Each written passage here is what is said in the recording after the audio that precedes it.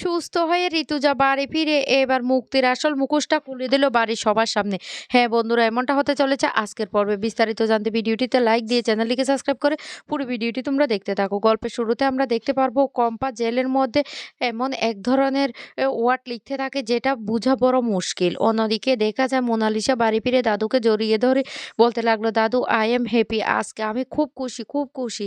জানো, ওই যে ঋতুজা আন্টির খাবারে বিষটা মিশিয়েছিল সেটা নাকি কম্পাসে মিশিয়েছে। সেনাপতি সেটাই প্রমাণ করে দিল। কিন্তু কি করে সেটা হলো আমি বুঝতে পারছি না। আ এটা কি এআই দ্বারা ভিডিও নাকি আমি কিছু বুঝতে পারছি না। কম্পাস তো এই কাজ করবে না। তবে যাই হোক না কেন ভালোই হয়েছে। এখন বিহান তো কম্পাসকে সহ্য করতে পারে না। উল্টো আরো কম্পাসের মুখ দেখবে না বলেই দিয়েছে। বিহান কম্পাসের সাথে দেখা করতে গিয়েছিল থানায়। কিন্তু সেখানে ওদের তো বন্ডিং হয়নি। উল্টো ঝগড়া করে বিহান রেগে বাড়ি চলে এসেছে। তখন একথা শুনে অভিজ্ঞানবাবু বলতে লাগলো, "খুব ভালো হয়েছে। যা কিছু হয়েছে খুব ভালো হয়েছে। তোমাকে একটা কথা বলি, তুমি মুক্তির কথা অনুসারে চলবে। আসলে এই কাজটা করেছে হলো একটা রোবট।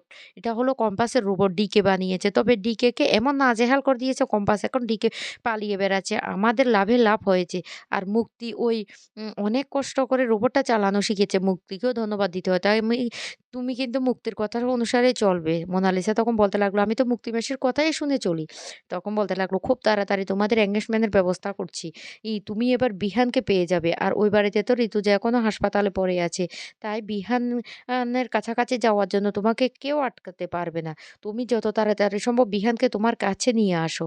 আর এনগেজমেন্টটা তো হয়ে গেলে তুমি ওই বাড়ির বউ হয়ে যাবে। বুঝতে পারছো?" তখন মোনালিসা খুব খুশি হয়ে তার দাদুকে বলতে লাগলো, "দাদু, আমার স্বপ্ন না এবার পূরণ হতে চলেছে। সত্যিই আমি খুব, খুব খুশি হয়েছি।" এই বলে তার দাদুকে জড়িয়ে ধরে খুব খুশি হতে থাকে মোনালিসা। আর বলতে লাগলো, "সবটা হয়েছে তোমার জন্য আর মুক্তিবাসীর জন্য।"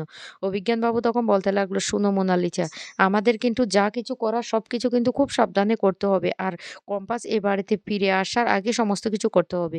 কম্পাসের থেকে তো ডিভোর্স পেপারে সাইন করিয়ে নেব। তারপর তোমাদের বিয়েটাও খুব তাড়াতাড়ি সেরে ফেলবো। বুঝতে পারছো?" মোনালিসা তখন বলতে লাগলো, "হ্যাঁ, সবটাই বুঝতে পারছি দাদু। তবে আমি এবার থেকে না ওই বাড়িতে সবসময় যাতায়াত করব। আমি সবসময় বিহানের পাশেই থাকবো।" তখনই অভিজ্ঞানবাবু বলতে লাগলো, "সবকিছু কিন্তু খুব সাবধানে করবে, যাতে কেউ কিছু বুঝতে না পারে। বুঝতে পারছো? তুমি তো সবকিছুতে আবার বোকামি করো।" তখন মোনালিসা তার দাদুকে জড়িয়ে ধরে বলতে লাগলো, "দাদু, দাদু বিশ্বাস করো কোনো ঝামেলা হবে না।" এদিকে অভিজ্ঞানবাবু ফোন করে অখিলেশবাবুকে বলতে লাগলো, "শুনুন অখিলেশবাবু, কম্পাস এমন একটা কাণ্ড করেছে যার জন্য ডিকে কিন্তু পালিয়ে বেড়াচ্ছে। সেটা কিন্তু আমাদের জন্য ভালোই হয়েছে। এবার তাহলে আমরা আমাদের বিজনেসটা আবার শুরু করতে পারবো। তবে আমি শুনেছি আপনাদের বাড়ির সবাই নাকি কম্পাসকে অস্বীকার করেছেন। ওকে এই বাড়িতে ঢুকতে দেবেন না। সেটা হলে তো ভালোই হবে। তাই যত তাড়াতাড়ি সম্ভব এবার বিহানের জীবনে আমার নাতনি ঢুকবে। আমার নাতনির সাথে এনগেজমেন্ট এর ব্যবস্থাটা করার ব্যবস্থা করুন। আমিও এদিকটা দেখছি।" কিন্তু অখিলেশবাবু কোনো কথাই বলে না। অভিজ্ঞানবাবু তখন বলতে লাগলো, "আমি কি বলছি আপনি শুনতে পাচ্ছেন? তবে যা কিছু করার কম্পাসকে কিন্তু এ বাড়িতে আনলে চলবে না। কম্পাস এ বাড়ি থেকে বেরিয়ে গেছে। তার মধ্যে সেগুলো করতে হবে।" এদিকে কম্পাস একটা আ কোড লিখতে থাকে। আর তখনই এসে সেখানে থানার যে লকআপটা সেটা খুলে দিয়ে বলতে লাগলো, "ম্যাডাম আপনি তাড়াতাড়ি বেরিয়ে আসুন।"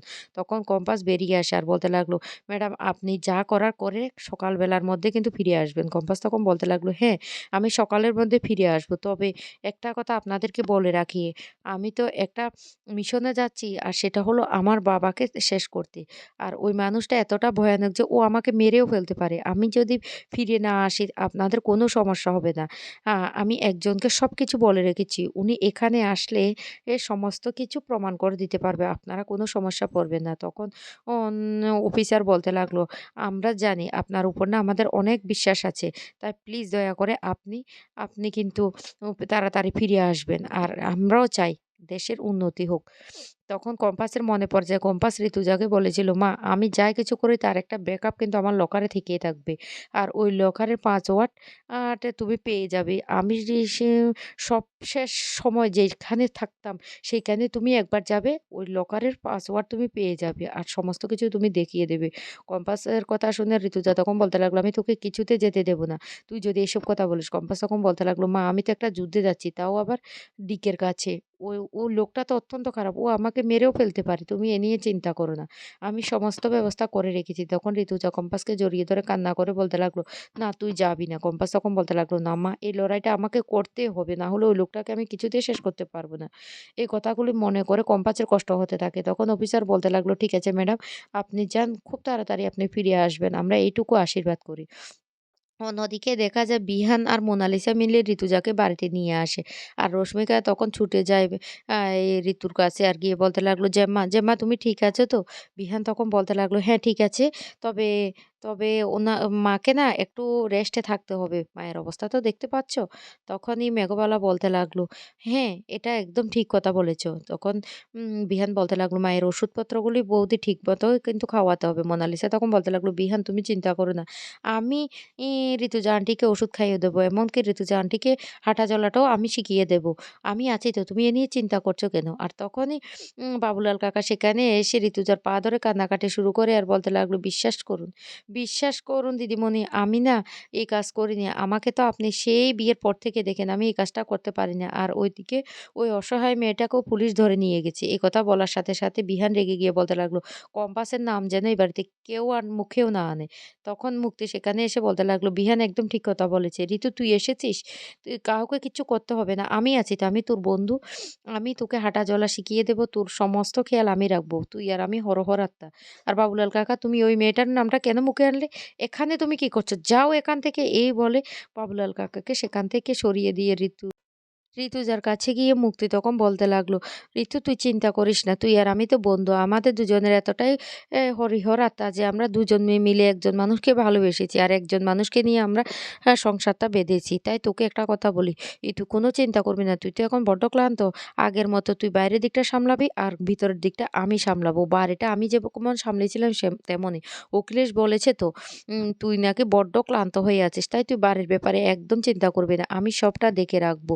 ও তুই আমার এতটাই বন্ধু, আয় তোর হাতটা আমার হাতে দে তো, আমি তোকে দাঁড়ানো টা একটু শিখিয়ে দিই।" এই কথা বলে যখন হাঁটা ধরতে যায় তখনই ঋতু এতটা জোরে মুক্তির হাতটা ধরে যে মুক্তির হাতে লেগে যাবে, কিন্তু মুক্তি কিছুই বলতে পারে না। তারপরে বলতে লাগলো, "ঠিক আছে, তোমরা এবার ঋতুকে ঘরে নিয়ে শুইয়ে দাও।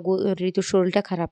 তখনই ঋতু যে মুখের উপর দিয়ে বলতে লাগলো, "শোন, কাকের বাসায় কোকিল ডিম পাড়লে যে ডিমগুলি কাকের হয়ে যাবে সেটা না, সেটা কোকিলেরই থাকে। এই কথাটা ভালোভাবে মাথায় ঢুকিয়ে নে।" তখন মুক্তি বলতে লাগলো, "তুই কি বলতে চাইছিস? কি বলতে চাইছিস?" ঋতুজা তখন বলতে লাগলো, "আমি কি বলতে চাইছি সেটা তুই বেশ ভালো করে বুঝতে পারছিস।" রশ্মিকা তখন বলতে লাগলো, "জেম্মাকে অসুস্থ করে আবার ভালো করার নাটক করছে।"